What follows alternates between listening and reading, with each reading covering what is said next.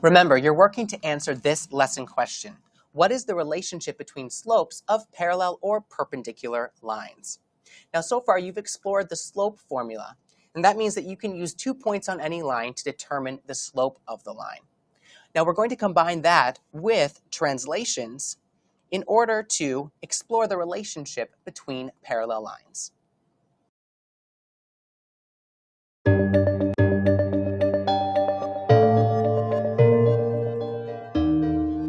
You might be able to tell parallel lines have the same slope just by looking at them. But here's the cool part.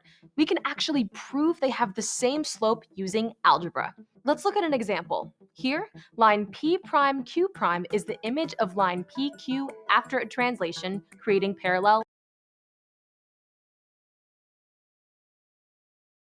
lines. How do we know they're parallel though?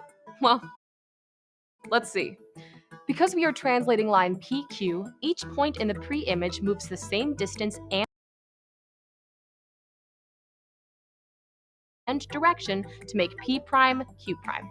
Thus, every point on line PQ is translated the same horizontal distance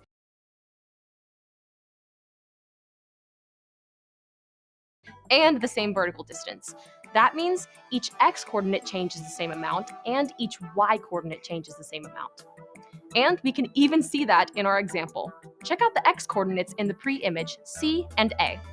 The x-coordinates in the image each have e added to them. That means the points are moving the same horizontal distance. Let's check out the y-coordinates too.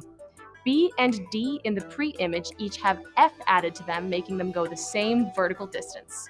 Pretty cool that we can see that these distances are the same algebraically, not just by looking at the graph. Now, let's try and keep those distances in mind as we calculate the slopes. To use the slope formula for a line, we'll need to find the change in y over the change in x. So, for line PQ, we can take the y-coordinate d and subtract the other y-coordinate b. That's the change in y. And for the change in x, we can take the x-coordinate c and subtract the other x-coordinate a. Change in y over change in x.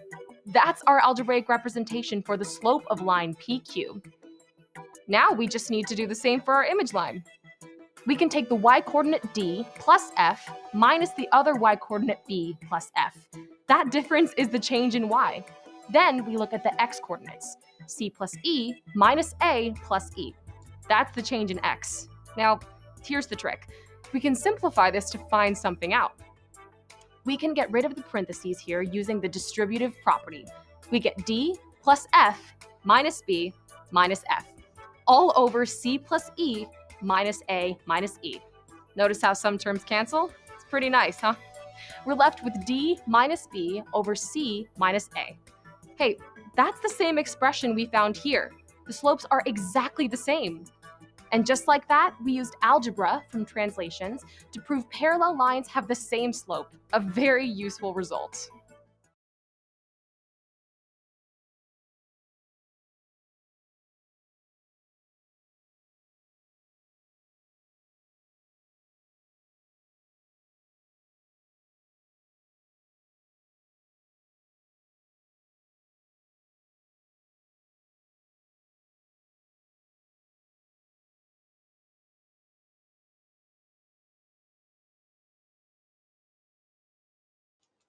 Let's now take a look at perpendicular lines. We're going to use this diagram here. And in this diagram, line P prime Q prime is the image of line PQ after a rotation of 90 degrees about the origin, creating perpendicular lines. Now remember that perpendicular lines are lines that intersect to form right or 90-degree angles. You can see that angle here. And a rotation is a transformation in which each point on a figure is turned through a given angle and direction around a given point called the center of rotation. Now keep in mind that for positive rotations, the direction is counterclockwise. So in our diagram, we have line PQ, and it rotates, and it becomes line P prime Q prime. Let's take a look at the rule for this. So every point other than the center of rotation has been shifted according to this rule. So the rule is that it's a rotation about the origin of 90 degrees.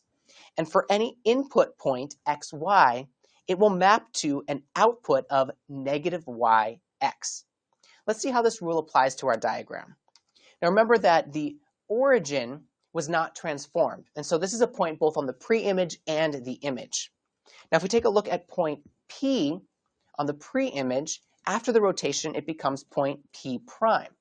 Our input was a, b, and following our mapping rule, we can see that the output is negative b, a. The same applies to this other point here. So point Q is at C, D, and its corresponding point on the image is Q prime. And following our mapping rule, that point is at negative D, C. So now you're ready to explore the slopes of two perpendicular lines.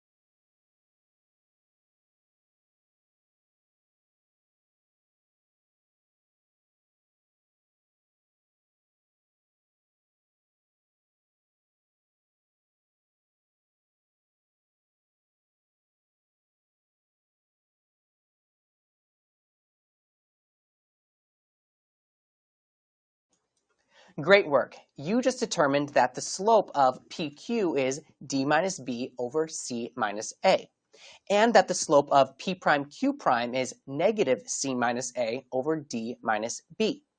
So we can conclude that the slopes of perpendicular lines are negative reciprocals. Remember that a reciprocal is a number that, when multiplied by another given number, results in the number 1. So in other words, two perpendicular lines will have slopes that have opposite signs, and the fractional slopes are flipped. Now we can see that in this example. I can see the slope of PQ is positive, while the slope of P prime Q prime is negative. And if I compare the two slopes, I can see that the numerators and denominators have changed positions. So this will be important for you to keep in mind as you now work to verify perpendicular lines.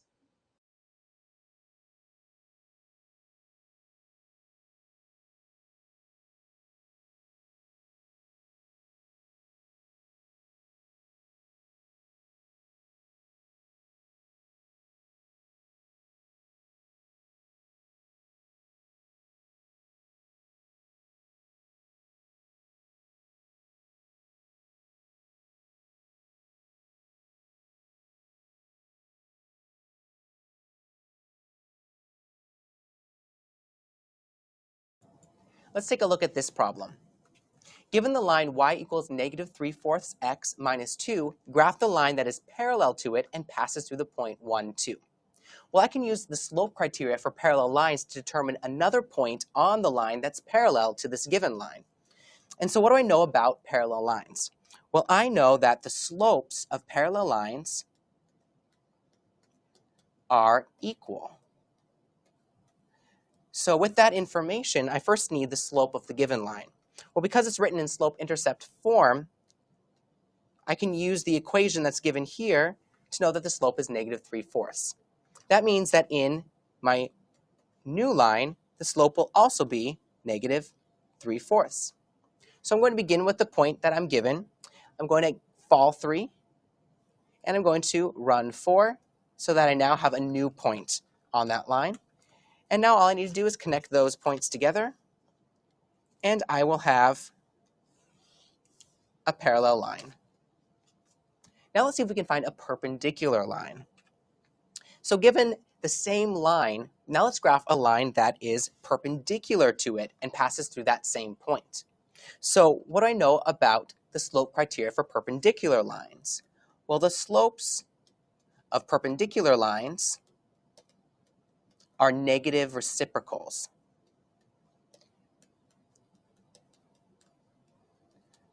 So with that information, let's begin with the same slope.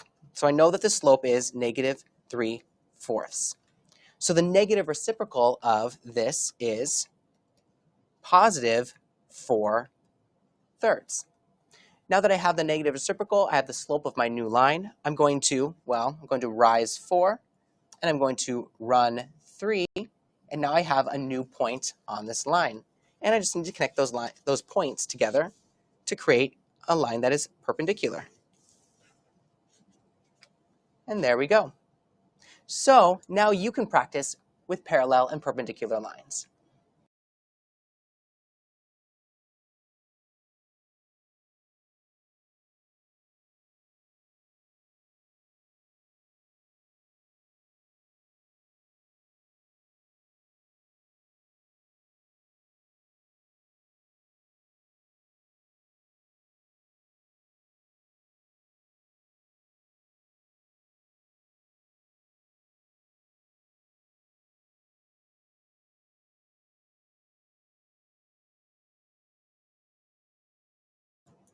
There are a couple important things to keep in mind regarding horizontal and vertical lines. Now recall that horizontal lines have a slope of 0, and vertical lines have an undefined slope. So when discussing parallel and perpendicular lines, keep in mind that all horizontal lines are parallel to each other, and all vertical lines are parallel to each other. So any translation of a horizontal line will produce a parallel horizontal line, and both those lines will have a slope of 0. And any translation of a vertical line will result in a parallel vertical line, and both lines will have a slope that is undefined. Now, also keep in mind that horizontal and vertical lines are perpendicular to each other. They will always intersect and create right angles. Now, their slopes are not negative reciprocals because 0 and undefined aren't negative reciprocals. But it is true that any horizontal line is always perpendicular to a vertical line.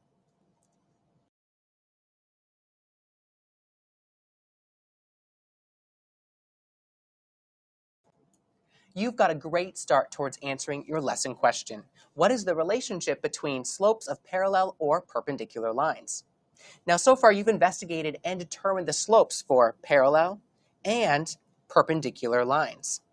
Now we're going to prove mathematical statements using the slope criteria for parallel and perpendicular lines.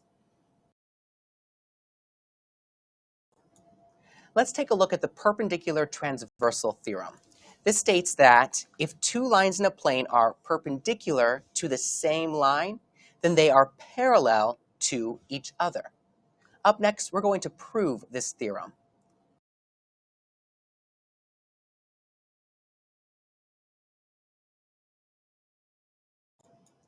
I'm going to use a two-column proof to prove the perpendicular transversal theorem. I'm going to begin with what I know.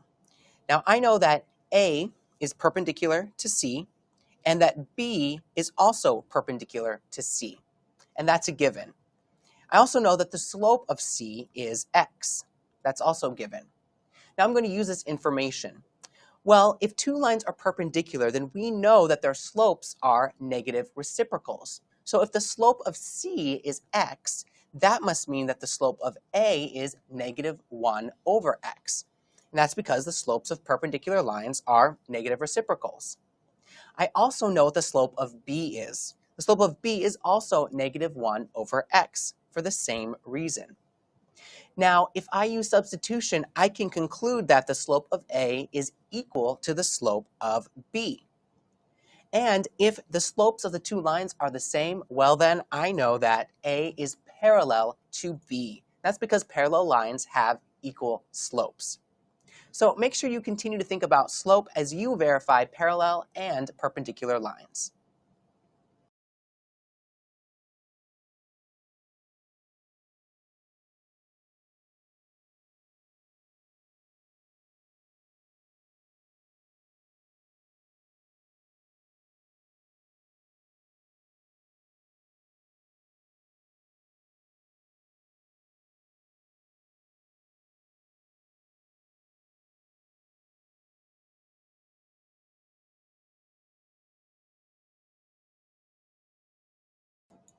We've proven a theorem about parallel and perpendicular lines, but what if we have three parallel lines? Well, then we'll need to think about the parallel line transitivity theorem, which states that if two lines are parallel to a third line, well, then they are parallel to each other. Let me show you an example.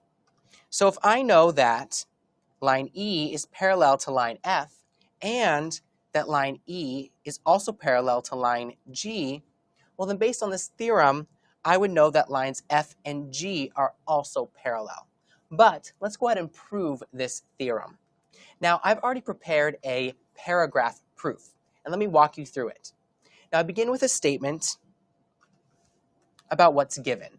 We know from the given that E is parallel to F and G. E is parallel to F, and E is parallel to G. Now I have a statement that explains my thinking. If the slope of E is Z, for example, well then that would mean that the slope of F and G will also be Z, because the slopes of parallel lines are equal. Notice how I stated what I was thinking and my reasoning for that thinking. And then finally I drew a conclusion. Well, since the slope of F equals the slope of G, well then F must be parallel to G. And so I now know that F is indeed parallel to G. So now we've proven the parallel line transitivity theorem, and so now you can apply this theorem.